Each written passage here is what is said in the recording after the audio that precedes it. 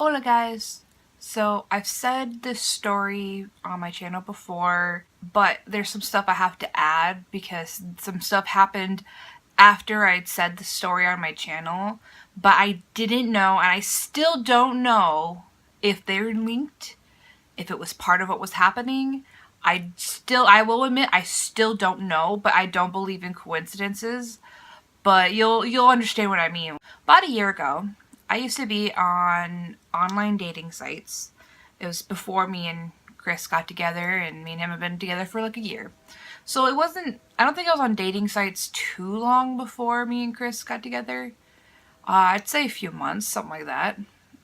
On this dating app, it's like a local dating app. Like you put on your phone and it tells you the people in your town who are single. One day, I was on my phone and I see I got a message. It pops on the screen from this person on the dating app. Now, I didn't see a picture or anything. This wasn't me, like... Oh my gosh, I don't find him attractive. I'm gonna call him a creep. No. The only time I do judge someone is if I feel that my safety is being compromised. This is what's weird. I got this message, right? It pops up, it says, "Do you want to hang out?" There's no profile picture, and there's nothing suspicious about the username. But for some reason, when I saw that message, I just got a really bad vibe. Like a bad, icky, sinking feeling, and I don't know why. So then I go and I tell them no, and then I look at their profile. And when I looked at their profile, it confirmed what I was feeling. It wasn't even his looks, it was the vibe from his profile picture. They say that your eyes are the window to your soul, and I looked him in his eyes, and I got a bad feeling. It had nothing to do with attractiveness or anything like that.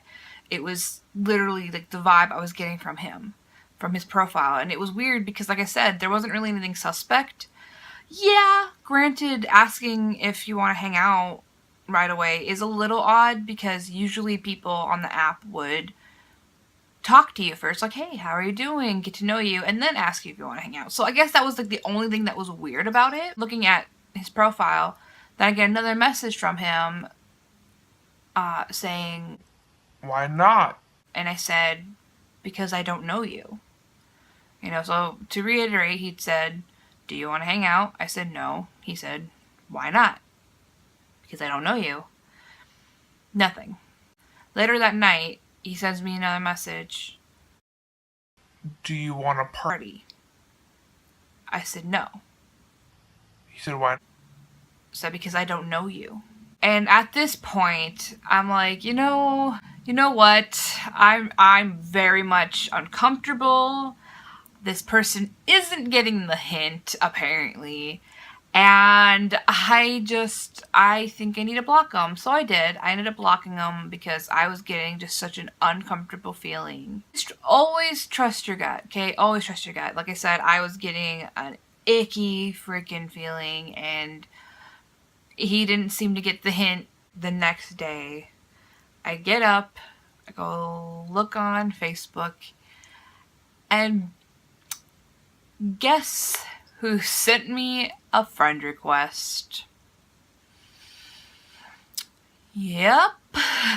I could not believe that this person, after blocking him, after being, I kept saying, no, I don't know you, no. Like, I feel like most people get the hint with that. And what was scary is the fact that I didn't have my name in my username at all. I didn't have my username, and I didn't have like the same email for my dating account as my Facebook account. It wasn't the same email. So there's no way he could have figured out through there. And not to mention, like, I did realize that me and him had like 6 mutual friends, right? So say that I happened to pop up on his recommended. I blocked him. I said no to him multiple times. Why would you add me? What would make someone think that that was okay? Like, after this person is clearly saying no to you, they block you. Oh, I'm gonna add them on Facebook. What? Why would you? What? I don't understand why anybody would do that. I was freaking out. It's scary because this man lives in my town. Apparently has mutual friends of mine. Like, I was freaking out. You know, that's a very good way to not get a date and to make people feel uncomfortable. Take tips from this, by the way, you guys. This is like what not to do when trying to approach someone online. Like, when I did this video, it had been like, I think a day or two after this had happened. Something creepy was happening, and I cannot say that yes, it was this person, because nobody saw who was doing it. I was living with my family at the time, and we were getting someone knocking on the door, ringing the doorbell. Whoever was downstairs would go look. There would be nobody there, and by the time they looked, there was no vehicles, there was nothing, the person was gone. And that happened for about a week, and it was always my family that happened to be answering the door. I never had came to the door when that happened. It didn't happen, like, I was always home when it happened, but I was never the one who happened to answer the door when this was happening. And nobody saw, not a single one of my family members had seen who was doing that. And I didn't say anything to them about the creepy dude. I couldn't say, yeah, that it was him.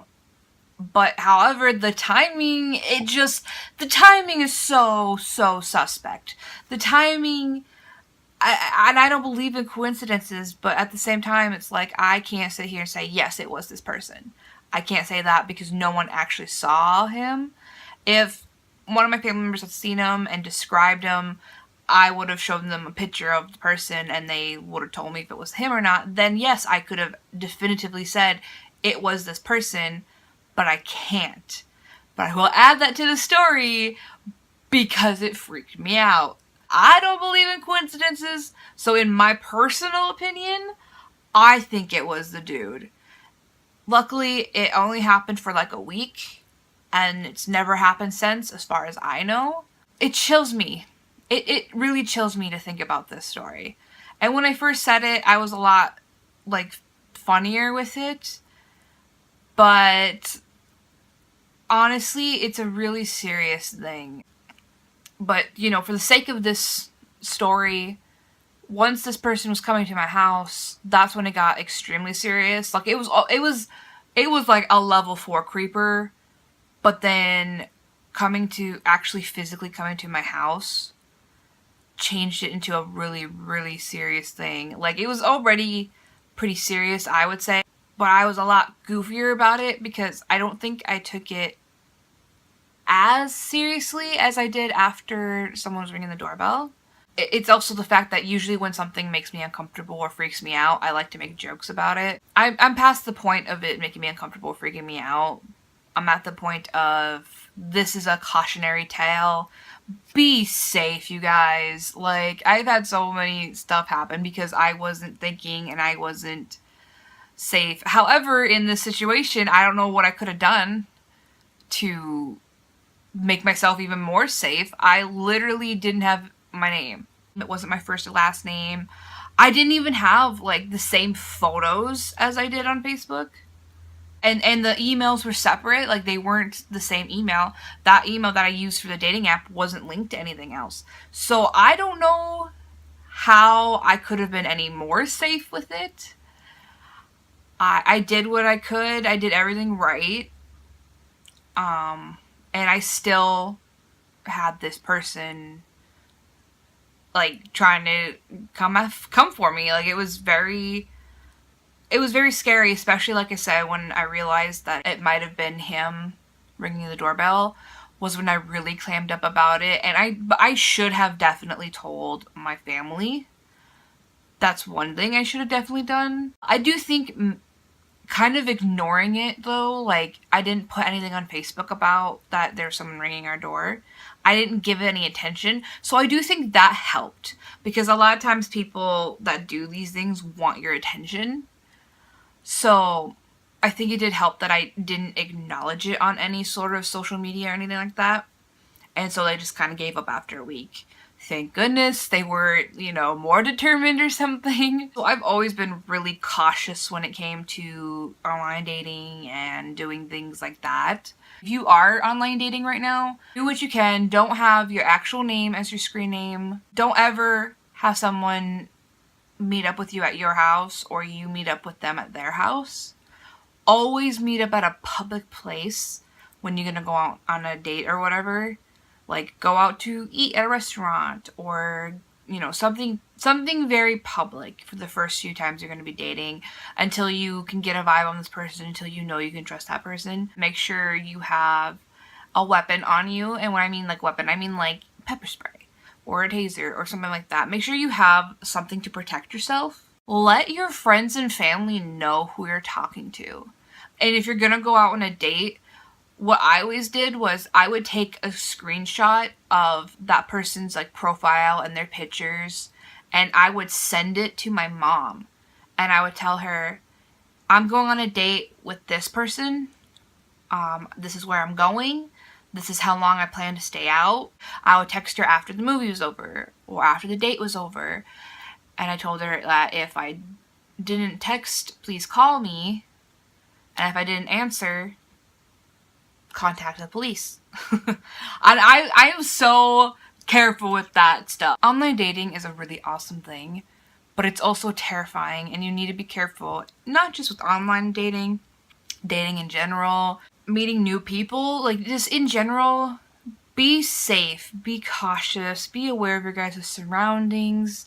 You never know what might happen. Dreamers,